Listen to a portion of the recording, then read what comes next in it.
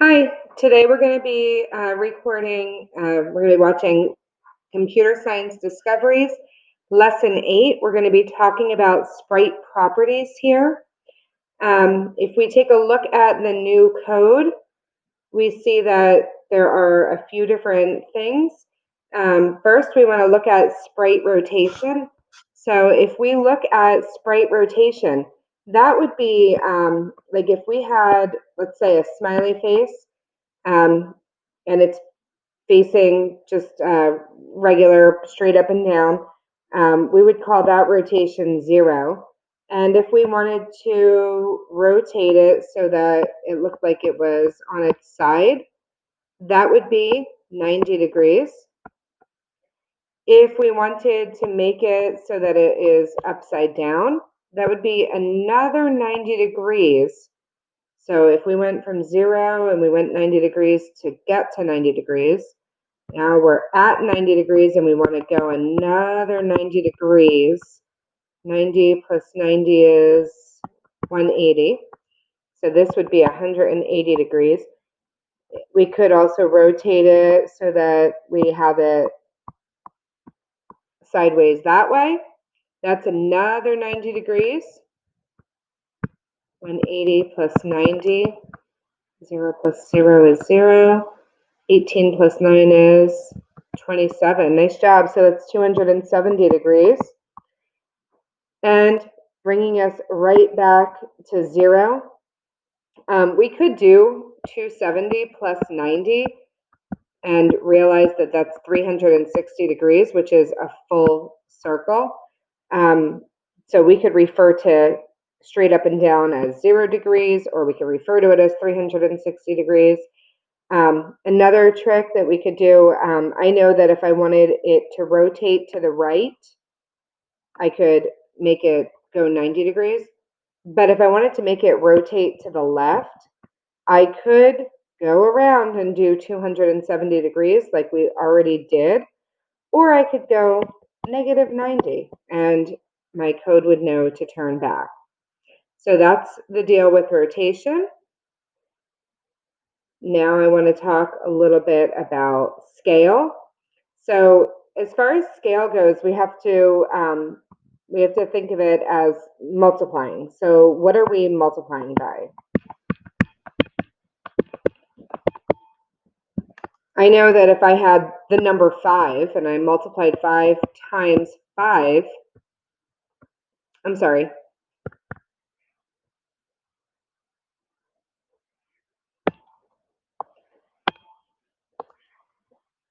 All right. If I had the number 5 and I said, okay, well, oops, I'm still in the eraser. Thank you for bearing with me. I appreciate it. I had the number 5. Ooh, wrong marker, people. Wrong marker. Here we go. So if I had the number 5 and I said, okay, 5 times 2, that's going to be 10. Like if I had 5 cupcakes and I multiplied it by 2, I'm going to have twice as many cupcakes. I'm going to have 10 cupcakes. But if I had 5 cupcakes and I multiplied 5 cupcakes by a half, I'm going to have less cupcakes. I'm going to have 2.5 cupcakes. So I'm going to have half as many cupcakes as I did when I first started. The same thing is going to happen with scale when you use it against your sprites. If you have a sprite, and let's just go with that smiley face because that's where my artwork is. So if I have this smiley face and I multiplied it by 2, then my smiley face is going to get twice as big. But if I had that, so this one is the times 2, but if I had that same smiley face and I said I wanted to multiply it by a half, it's going to get small. It's going to be half as big. So that's how scale is going to work. The next thing that I want to show you is where it says Sprite X and Sprite Y.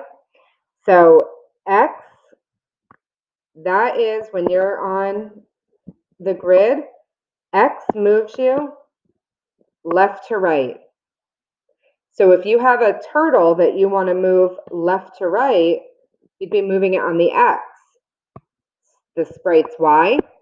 If you're on a grid, it's going to move you up and down. So if you had a salt shaker, that is going to be one of the tasks that you have to do. If you have a salt shaker that you want to shake up and down, you're going to be changing the Sprite's Y. Oops, the Sprite's Y, because the that Y is going up and down. I hope that clarified some things for you. Let's take a look at the lesson.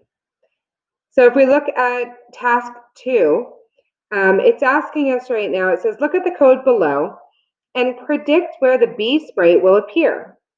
So they've created this sprite, and they've created it at 200, 200, which is right in the middle of the screen. So 200, 200, it's somewhere about right there. But then they've said, okay, they want the B's X position at 350. So the X is at 350. And then they want the B's Y position to be at 350. So I'm thinking that that B is going to show up right about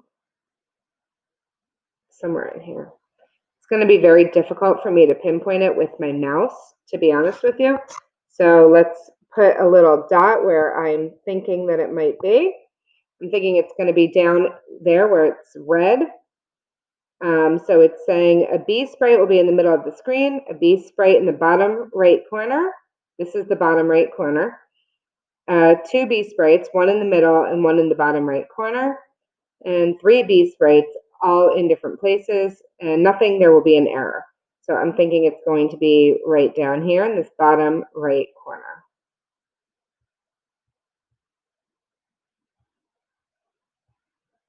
And there we have it.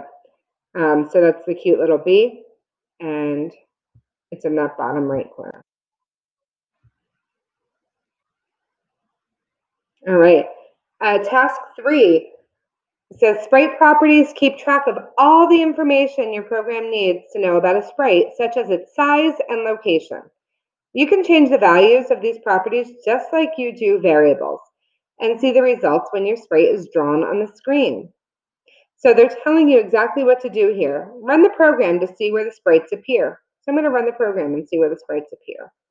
So it looks like there's a painter's palette and a brush. They want me to change the X and Y properties of the paintbrush to move it to the palette. So right now the brush is at 300, 100. 300, 100 is up here. They want me to move the brush so that it's on top of the palette. So I could simply look at the palette's X and Y, and I see that it's at 100, 300. So I'm just going to change that like so. And there we have it. Now, it quite honestly looks like it's probably not in the right position, because it's, and what I mean by that is it doesn't look like a painter is using that to actually dip it in some color. So I'm going to try to actually pinpoint it so that it kind of looks like it's a little bit more realistic. Let's try maybe 120, 300. Let's see where that brings us.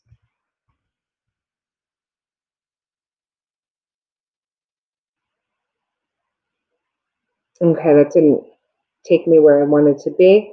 I actually want my Y up a little bit further, so I'm going to try 275.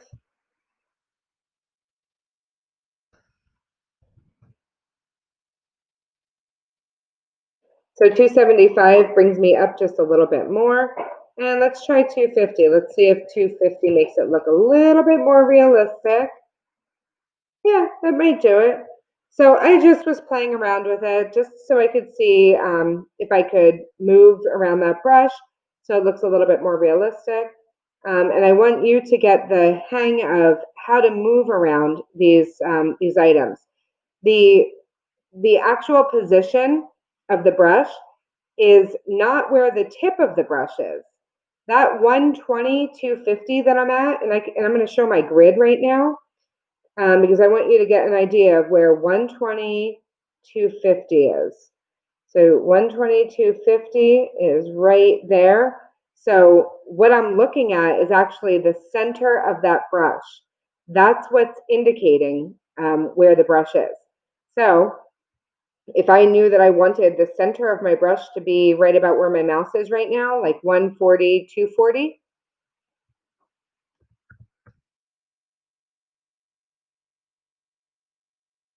oops,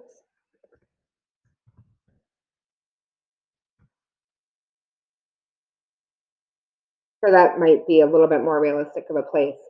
But we have to get an idea of where, what the X and Y is being dictated by.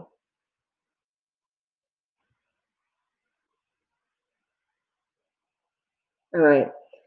Now it's saying sprites have a lot of properties. Check out the 2 new blocks in this activity and try them out for yourself. Notice that different sprites can use some animation and still look different because of properties. So run this program to see how the rotation and scale blocks make the first 2 notes look different. So I'm running it, and if I take a look, I see note 1, note 2, note 3, and note 4. And they want us to take a look at how the scale, so note 2 has a scale of 0.7, and the first note they did a scale of 0.3, and then they also did rotations on these. So if you look at notes 3 and 4, notes 3 and 4 are the regular size that they started out at, and they're not rotated at all. Now they want us to use rotation and scale blocks on the last 2 notes to make them look different too. I'm going to move my workspace up because I feel like this is easier for me to see everything. So I'm going to move my workspace up by getting this double-headed arrow and pulling that up.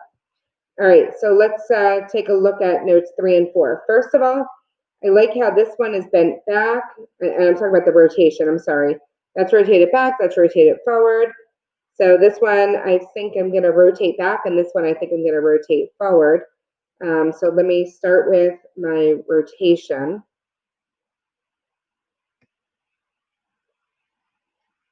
And I'm just dragging in the rotation. I'm going to make, so this rotation, I said that I was going to rotate back. I don't want to make it exactly what everything else was, so I'm going to make this more like 15, this rotation more like 15, so it's not exactly the same position. And this rotation, the other one was negative 30, so I'm going to just make this negative 20.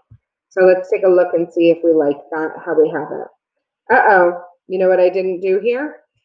I didn't name what I wanted rotated.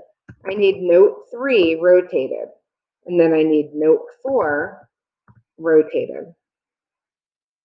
All right, so now I've got these guys rotated a bit, and I'm going to now change the scale. So again, I'm just going to drag in the scale. I'm just going to throw it under the rotation, and I like to keep everything together so that I don't get confused. I'll see that there's like a caution flag here. I need to make sure that I identify that this is note 3 and that this is note 4. And I think I want the scale, I want to make them all different numbers. So I'm going to make this one, let's say 0.6, and then I'll make this one 0.4.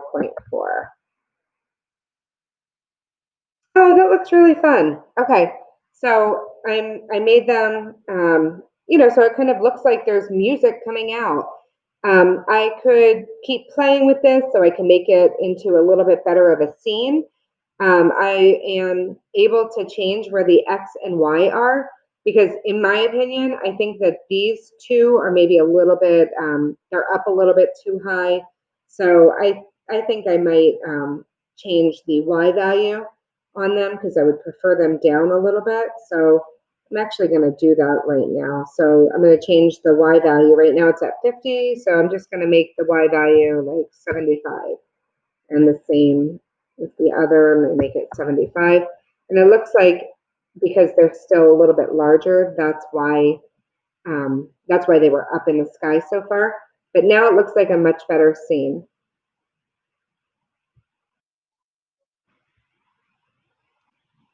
All right. So at this point, you have one of these activities that you can do. You should be doing the scale property or the rotation property. I'm going to walk through and show you how to do both. So if we look at, this is task 5 and this is the scale property. It says the scale property changes the size of the sprite. Scale of 1 is normal. Scale of 2 is twice as big, and scale of 0.5 is half as big. So they want us to use the scale property to make this picture. They want us to make this picture, look like this picture. Oh, you can see I was playing with the rotation a little bit. That's not what we're playing with right now. So I was playing with that earlier with another class. All right, so first we have a fly. You can't even really see the fly, but the fly is in the background. And right now I'm just going to leave that fly go. It looks like the elephant and the cow are both way too large. So I'm going to change their scale to 0.5. When I change their scale to 0.5, it looks a little bit, they're looking a little bit more proportional. I think that this elephant, though, is possibly bigger, so I might even use 0.75 for the elephant. Let's see how that looks. Yeah, that looks more like it. Now, this fish doesn't look like it belongs in that pond, so let's make that fish a little bit smaller. Let's see, what if we do it by 0.5? That looks like it fits much better. Oops, sorry. And the fly now looks really large for that picture. Never seen a fly that big in comparison to an elephant, have you? Ah, there we go. That looks much better. All right, and let's look at this rotation property. So they want us to rotate the cars so that they fit in the traffic lines. So it looks like the green car is okay. Looks like the blue car is okay. But this red car is definitely not. This red car looks like it's about to cause some issues. So let's work on this red car really quick. I need to rotate this red car so that it's facing into the intersection. So these headlights need to be moved so that they're over here. If I remember from earlier when we were looking, that's a 90-degree turn. So we have to go into sprites, and that is the red car, and it's called car left. So I'm going to bring a rotation block in, and I just put it in there, and I'm going to name that car left. And my rotation I'm going to give is 90. So now I have the red car in the right direction. I have the green car is in the correct direction. Uh-oh, do you see what's wrong with this blue car? The headlights are going that way. You're going the wrong way. We have to change the blue car so that it's upside down. It needs to go all the way so it's facing the other direction. So we have to rotate the blue car, which is the car bottom, and we're going to need to make that. You remember how many degrees it is if you want to go all the way down? So to go a quarter turn was 90 degrees. To go halfway is 180 degrees. So take a look at the blue car's headlights, and now look at them. So now it's going in the correct direction. And we need to get this yellow car to be going in this direction, It's not 90 degrees. 90 degrees would be facing this way, but it's half of 90. Half of 90, that's the yellow car. So half of 90, or 90 divided by 2, and this is called car right, by the way. 90 divided by 2 is 45. So we have to change that so it's at a 45-degree angle. Nice job.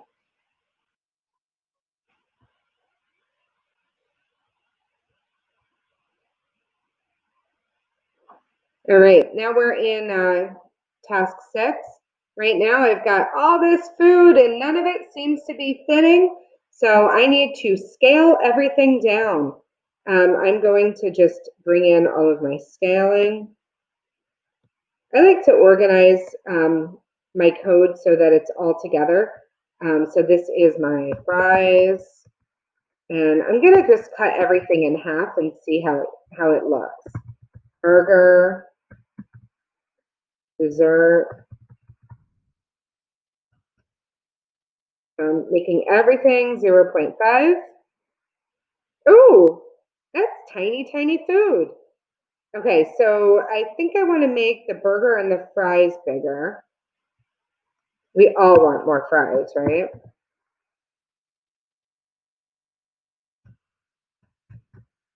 See how this looks.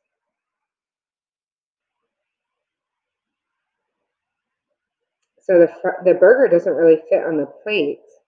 Maybe I should try 0.6. Let's see what happens there. Okay, now it fits much better. And let's see if we can make this watermelon just a little bit bigger. I'm going to make it 0.75. A little bit too big. Let's see if we can make it 0.6. Let's see how that looks. That looks much better. All right, so now my food fits. And yeah, this is how I'd like my plate. I love me some good fries. All right, so now you need to choose at least one of these. So I'm going to show you how to do each of them. Okay, so right now we have a creature. It's already been, they've already included it as an animation, and they've already set it up so it is on the screen. Now what we want to do is we want to use the Sprites Tint. So I'm going to drag that in here. And of course I'm going to name it creature. But I'm not really sure how to use this because I haven't been taught this yet. So what I'm going to do is when I hover over this, I see that it's sprite.tint and I can see examples. So I'm going to open that up and I'm going to actually read what this is saying. And if I take a look here, they're telling me that I can use a color such as orange or teal, or I can look at a bunch of colors if I click on this link. You could also use a hexadecimal color or an RGB string. But here's the deal. If you take a look at it, you'll notice that there are quotation marks. So we have to make sure that we use those quotation marks. So if I wanted to tint this guy green, right now, it's not going to turn green and it's saying, hey, I don't even know what you're talking about. That's because I didn't put it in quotes. I change it and put it in quotes. Now it's going to be tinted green. It hasn't changed the original image. It's just putting a tint over it. So if I wanted a bunch of creatures all different colors, I mean, I could do a lot of fun things here. So that's how we would do a tint. All right, and now let's take a look here. It says you learned about the scale property, which grows or shrinks a sprite while keeping the height and width ratio the same. But it is possible to change only the height or the width of a sprite with other properties. So either using the sprite created for you, which they have a tall giraffe already in there, and if I press run, I can see that the tall giraffe is in there. You can play around with the height and width properties to see what happens. So let's use the height and the width. So right now, if I wanted to, and I also, they kept everything named Sprite, so I'm going to leave everything named Sprite, and that's fine. If I wanted to say that I want the height, let's see what 2 does. Remember, if we're not sure how to use this, what we would do is go to see examples, and they're going to show us how to handle it. All right, so if I used 2 for the height and let's say 2 for the width, I want to see what happens. Where did it go? So using the number 2 means that it's 2 pixels high and 2 pixels wide. So what would happen if I used the number 200? So now it's 200 by 200. Well, this guy used to be taller than it was as wide. So maybe, let's see what happens. What if I just made him 50 wide, but 200 tall? Ooh, now he's like tall and real skinny. And I could keep playing with this, and I could make him really, really tall, really skinny. Now he looks really distorted. I could make him 400 by 400. He's going to fit the entire screen. He looks distorted though. This is different than scale. Scale is going to shift the entire sprite proportionally. This is just going to make it a certain number of pixels high or wide. If I made him, let's say I made this guy like 800 wide. Although this screen doesn't go to 800, the rest of his body is hanging over the sides. And if I took those away and decided I don't want to do height and width and I just want to scale him properly, oops, didn't mean to do that.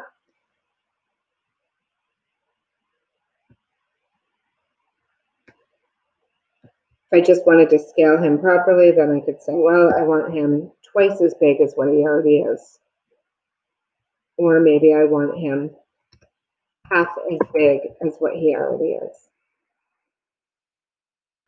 All right, I hope you enjoyed that.